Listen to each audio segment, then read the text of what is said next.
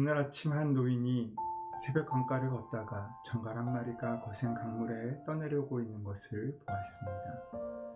떠내려가던 정갈은 나무 뿌리에 발이 걸려 벗어나려고 죽으림을 다했지만 얼기설기 엉켜있는 뿌리에 점점 더 얽혀버리고 말았습니다.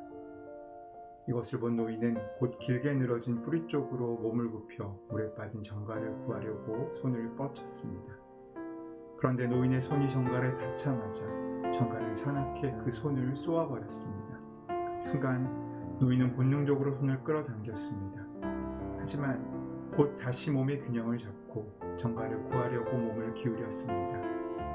그러나 노인의 손이 이를 때마다 정갈은 독 있는 꼬리로 사정없이 그 손을 쏘아서 노인의 손은 부어올랐고 노인은 고통을 참느라 얼굴을 찡그려 버렸습니다.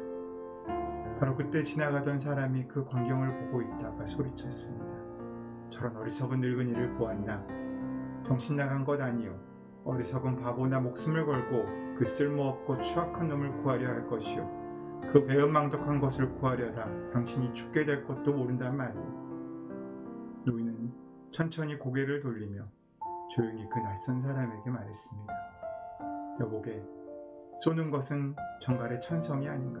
그렇다고 그것을 구해주고자 하는 내 천성을 포기해야 할 것까지는 없지 않은가.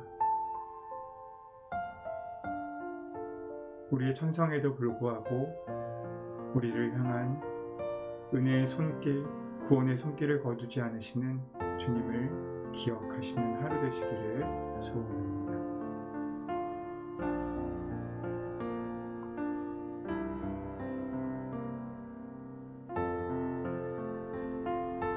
잠언 16장 27절에서 32절 말씀. 불량한 자는 악을 꾀하나니 그 입술에는 맹렬한 불 같은 것이 있느니라. 패역한 자는 다툼을 일으키고 말쟁이는 친한 벗을 이간하느니라. 강포한 사람은 그 이웃을 꾀어 좋지 아니한 길로 인도하느니라. 눈짓을 하는 자는 패역한 일을 도모하며 입술을 닫는 자는 악한 일을 이루느니라. 백발은 영화의 면류관이라. 공의로운 길에서 얻으리라. 노하기를 더디하는 자는 용사보다 낫고 자기의 마음을 다스리는 자는 성을 빼앗는 자보다 나으니라.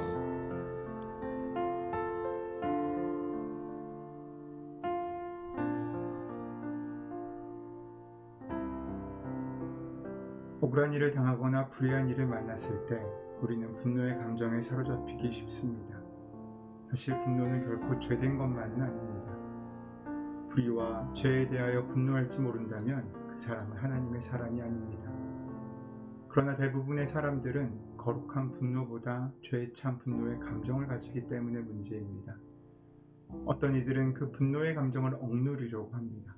속으로 분을 사귀며 억지로 참으려고 합니다. 그러나 그것은 마치 용수철을 힘으로 누르는 것과 같습니다. 시간이 지날수록 용수철은 피곤해지지 않지만 용수철을 누르는 손은 피곤해집니다. 결국 용수철은 위로 튀어오르게 되어 엉뚱한 사람에게 분노의 화살이 날아갈 수도 있습니다. 그 분노의 화살이 나를 향하면 그 분노의 에너지는 자신의 몸과 영혼을 파괴하여 자신을 죽입니다.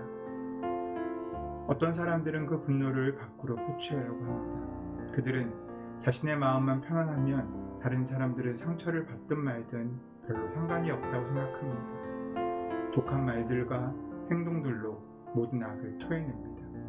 그렇게 쏘아진 상한 마음은 누군가를 죽이는 결과를 만듭니다. 그러니 이것도 별로 좋은 방법은 아닙니다. 분노를 대하는 가장 좋은 방법은 온전히 다스려지고 맡겨지는 것입니다. 하지만 분노는 잘못 다스리면 상대방은 물론이고 자신의 공동체까지 파괴할 수 있는 힘을 지니고 있습니다. 이렇게 다스려지지 않은 분노는 마치 성냥개비 하나와 같습니다.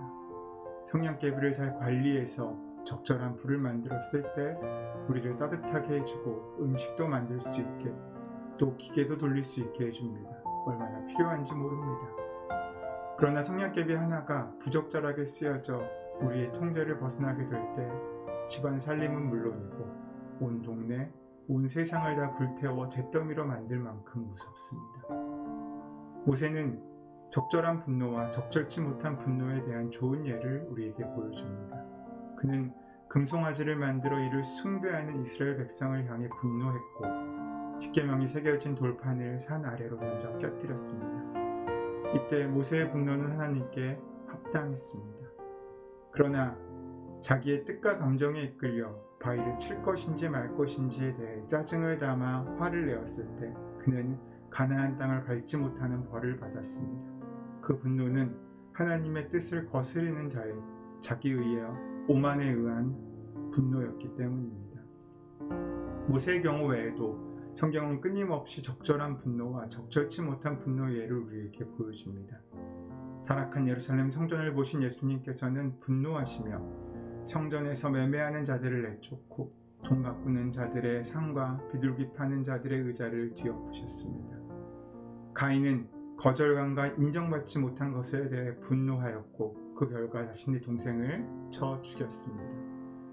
전자가 거룩한 분노라면 후자는 죄되는 분노입니다. 거룩한 분노가 죄에 저항하며 이를 변모시킨다면 죄가 되는 분노는 악한 세상에 또 다른 죄를 더합니다. 거룩한 분노가 하나님의 뜻과 성령의 인도하심을 받아 움직인다면 죄가 되는 분노는 사단의 조정을 받고 움직입니다. 즉 그리스도와 자신이 일치되지 않은 상태에서 발생하는 분노야말로 죄가 되는 분노입니다. 가장 좋은 방법은 바로 맡기는 것입니다. 뒤숭숭한 세상, 불안한 세상, 우리가 정말 어떻게 살아가야 할지 오늘 성경 말씀은 매우 평범하고 분명한 답을 주십니다. 우리의 인생을 내시고 사랑하시는 하나님을 경외하며 그가 주시는 지혜와 그 법도에 따라 겸손히 주님과 함께 동행하는 삶을 살면 된다는 것입니다. 그 분노를 주님 앞에 맡기고 주님께서 다스리실 때 우리의 인생은 하나님의 정의와 하나님의 은혜를 이루어가는 거룩한 통로가 될 것이기 때문입니다. 분노는 결코 죄된 것만은 아닙니다. 불의와 죄에 대하여 분노할지 모른다면 우리의 삶은 거룩할 수 없습니다. 하나님께서 우리의 삶, 우리의 모든 하루하루의 인생들을 다스리실 수 있도록 우리를 맡기십시오. 그 분노의 문제가 온전히 맡겨지지 않는 한 사순절 우리에게 오신 주님의 사랑과 은혜는 결코 우리의 것이 될 수 없습니다. 하나님의 그 은혜와 하나님의 거룩하심을 기억하며 사순절 기간 동안 우리 마음속에 남아있는 분노의 감정의 찌꺼기들이 있다면 맡기고 치유받으시기를 소원합니다. 여러분의 모든 분노와 상한 감정을 십자가의 능력으로 치유받는 오늘 하루 또 귀한 사순절기 살아가시는 저 여러분 되시기를 소원합니다.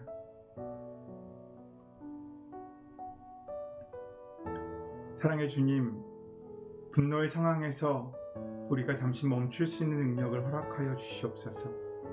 그리고 그때 감정에 휩쓸려 결정하지 않고 주님께 맡겨 주님께서 이루시는 은혜를 만날 수 있는 영적인 통로가 우리 삶 가운데 있을 수 있도록 주님께서 지켜주시옵고 함께하여 주시옵소서.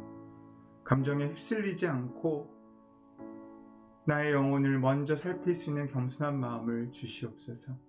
하나님 안에서 마땅히 분노해야 할 일을 피하지 않는 용기를 주셔서 우리의 삶이 하나님께 온전히 맡겨지고 다스려 주시는 귀한 마음으로 십자가를 세우고 사단의 성벽을 무너뜨리는 거룩한 삶의 시작이 될 수 있도록 오늘 내가 만나는 그 사람들을 통하여 살아가는 시간들을 통하여 역사하시고 인도하여 주시옵소서. 주의 은혜가 함께 하실 줄 믿사오며 예수님의 이름으로 기도드립니다. 아멘. 이제 함께 침묵 가운데 오늘 주신 말씀을 기억하시고 묵상하며 기도함으로 하루를 시작하시기 바랍니다.